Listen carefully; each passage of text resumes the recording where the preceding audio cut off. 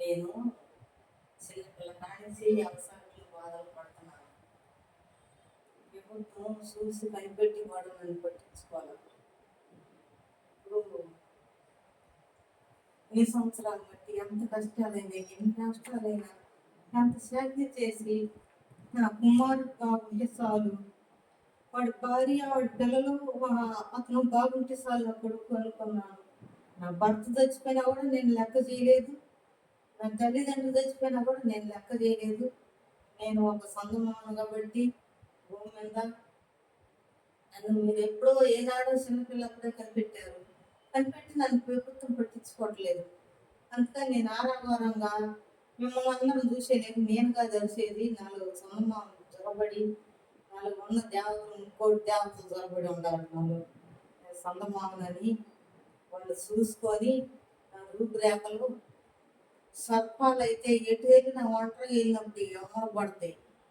చేతి మీద వండుకున్నప్పుడు రోజు పాము ఆ విధంగా నా ఎమ్మడ పడతాయి. కాటేయట్లేదు, నన్ను చంపేయట్లేదు, నాకు మరణం లేదు. వెంకటేశ్వర స్వామి భార్య నేను. వెంకటేశ్వర స్వామి నన్ను ఈ విధంగా చేసిండు. నరులకి నేను అనడం మళ్ళీ నరులు పెద్ద పెద్దోళ్ళు పాపం మీరు కూడా చాలా అవసరాలు పడ్డారు నా గురించి. ప్రధానమంత్రి గారు, మోడీ గారు, సార్ గారు అందరూ మీరు జగన్ గారు అంటే నాకు పెద్ద కొడుకు అంటాడు. జగన్ గారు చాలా మంచోడు. నాలో ఉన్న అవసరట్లు అట్టా నోరు ఈ కడుపు మా కొడుకు చచ్చిపోయింది కదా, కొడుకు చచ్చిపోయిందని నేను ఎన్నిసార్లు ఈ బస్ స్టాండ్ కాడికి వెళ్ళేదాన్ని. ఇంత పట్టిసార కట్టుకొని నడుచుకుంటే లేదండి. నా ఎమ్మటి కుక్క పిల్లలు అమ్మడబడి ఆవులు అమ్మడబడుతున్నాయి. వెంకటేశ్వర ఆ విధంగా చేస్తాను కదా, ఇవన్నీ చూస్తున్నాను కదా. నేను ఎన్ని మాటలు బస్ స్టాండ్కి వెళ్ళాను, ఎన్ని మాటలు పెద్ద పెద్ద బస్సులు ఎక్కి ఈ రాష్ట్రంలో ఉండకూడదు, నేను అసలు ఇక్కడ ఉండకూడదు. నేను ఎండిగడ్డి వెంకటేశ్వర అక్కడికి వచ్చింది. అక్కడికి ఆ విమానాలు కాడ పక్కన దిగి గేట్ కాడ అద్దరే 700 కట్టి ఆడ దిగి ఆడ దింపేశారు వాళ్ళు. ఆటోలు దింపేస్తే అర్ధరేతులు దింపేస్తే నేను అక్కడ కూర్చొని ఏదేదో వాగుతున్నా, ప్రోగ్రాం పెరిగి వాగుతున్నా. అవన్నీ చూస్తున్నారు మీరు. వెంకటేశ్వర స్వామి ఒక సైకిల్ వేసుకొని వచ్చి వాచ్మెన్ పంపించంటే నేను అన్నా కదా వెంకటేశ్వర స్వామి ఆయన్ని ఏం చేస్తాం, నేను సంగమాను కదా, అందుకని ఆయన అనగలిగిన నేను. ఎందుకనన్నా అదే నీ మనిషిని అనగలుగుతాను నేను. అన్నాను కదా వెంకటేశ్వర స్వామిని, ఇంకే పాత సొక్క వేసుకొని సైకిల్ తీసుకొని వచ్చిండు. రామ్మాయ్ అంటే నువ్వే ఎండిగడ్డి తింటావు, నువ్వే పచ్చిగడ్డి తింటావు, నేను రాను, నేను ఈ దేశాలు పోతా, నేను సముద్రాలు ఒడ్లకు పోయి ఉంటా, నేను నీ కాడికి రాను అదంటే ఆమె పంపించలేమో వాచ్మెన్ బతిలాడుతుంది. సరే తెల్లారి కార్లు అయితే మన సినిమాటర్లకు మంత్రి గారులు, ప్రధానమంత్రి గారులు ఎవరెవరో ఎంత ఉండాలి కారులో.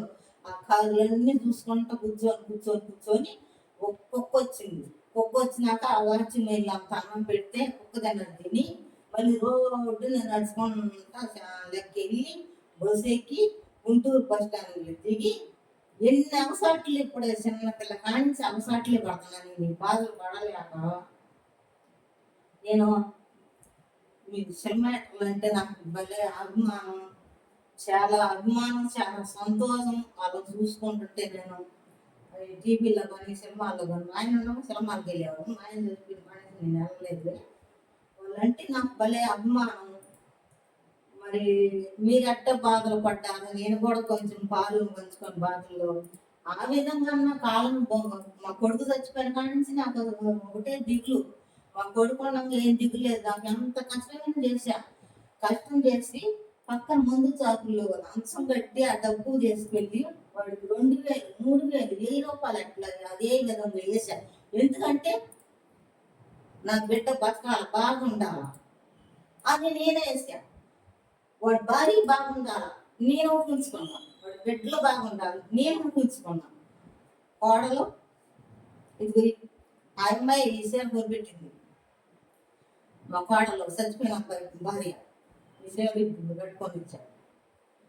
ఇదే విధంగా మాది ఉమ్మడి కుటుంబం, పల్లెటూరు, పక్క పల్లెటూరు. మేము ఈ బాధలు ఒంటరిగా నేను పడలేకపోతున్నాను. నేను మనిషిని కాదు కానీ సమూహంగా పెట్టి నా ఎంట పడుతున్నారు. తిరుపతిలో మా మొత్తం కానించి మాకు తెలిసిన వాళ్ళు పెద్దల కానించి అందరూ వచ్చారు. అందరూ వచ్చి నన్ను అక్కడ కూర్చోబెట్టి షూటింగ్ తీసుకొని తెల్లారబడి జంపు వేపన అయితే సగా పెద్దలు, చిన్నయ్యలు, బాబాయిలు, అన్నదమ్ములు బలగం అంతా వచ్చారు, షూటింగ్ తీసుకున్నారు. నాకు ఒక రాయి అప్పు చెప్పి వెళ్ళారు. అక్కడ రాయి మీద కూర్చున్నా, ఆకలి అవుతుంది. నాట్యం చేస్తున్నారు ఎవరు వాళ్ళని వీళ్ళు వచ్చి సెక్రటరీలు వచ్చి తరిమారు. నాకు ఆకలి అవుతుంది. ఇట్లా షూటింగ్ తీసుకున్నారు సార్ కాదు, షూటింగ్ తీసుకున్నారు మా వాళ్ళు అంతా ఉండాలి దాకా నన్ను వదిలేసారు, వెళ్ళిపోయారు అని చెప్పారు. ఆయన అత్తదాన్ని మళ్ళీ కిందకి బస్సు ఎక్కించిండు. కింద తిరుపతికి ఒక అబ్బాయి ఈ బ్యాట్లో కానీ తీసుకొచ్చి, నేను మీకు తెలిసిన మనిషి, నేను బ్యాట్లు వదిలిపెడతానని తీసుకొచ్చి ఆ బండి ఎక్కిస్తాడు, ఈ బండి ఎక్కిస్తాడు, ఈ బండి కాదంటాడు, ఆ బండి ఎక్కిస్తాడు, ఆ బండి కాదంటాడు, ఈ బండి ఎక్కిస్తాడు. నాకు ఇబ్బందులు పడి నాకు అవసరం పడి నేను భూమి మీద ఉండలేకపోతున్నా. అందుకనే నేను తిరుపతి వెళ్ళబోతున్నా 5 రోజులు. తిరుపతి వెళ్తే అక్కడ శిలనైతేనేమో వెంకటేశ్వర స్వామి భార్యనైతే, అక్కడ శిలన కాకపోతేనేమో నా భర్త అభిమానుడు ఒక వ్యక్తి ఉన్నాడు. ఆ వ్యక్తి పేరు చెప్పటానికి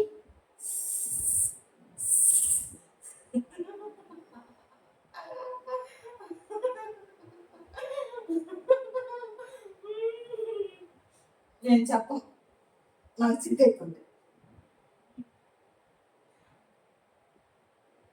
క్షమించండి సార్ గారు, అందరు క్షమించండి, క్షమించండి, క్షమించండి, క్షమించండి. నా భర్త ఎన్ని సంవత్సరాలు బట్టి ఎన్ని అగసాట్లు పడ్డాడు. 7 కొండలు ఆయన పేరు. మా తాతగారు వరుస ఇతడు, ఆయన బ్రిటిష్ అని పెట్టాడు. ఆ 2 పేరుల్లో ఎన్ని పేర్లుగా ప్రబలమైనారో మరి. నన్నేమో ఒప్పుకోట్లా, నేనేం చేసేది? మీరు కూడా చాలా బాధపడ్డారు. మీరు బాధపడబట్టే నేను ఆ బాధలో తట్టుకున్నాను. మీరు చాలా బాధపడ్డారు. చాలా ధన్యవాదాలు స్వామి తండ్రి. మీరు చాలా బాధపడ్డారు నా గురించి. ఆ బాధలు మనం అందరం, మీలో నేను, నాలో మీరు పాలు పంచుకోబట్టి ఈ భూమి నిలబడ్డది, ఆకాశం నిలబడ్డది. ఆకాశం అనేమో ఒక కొడుకుని బంగారు మంచం కన్నా, ఇక్కడ ఎంత మంచం కన్నా అక్కడ బంగారు మంచం తెలుసుకున్నా. ఆ మంచం పెద్ద కొడుకు ఇచ్చేసారు. ఇప్పుడు ఇక్కడ మన వాళ్ళకి పరుపు అన్నా మొన్న 2000 పెట్టి సిమెంట్ కలర్ పరుపు.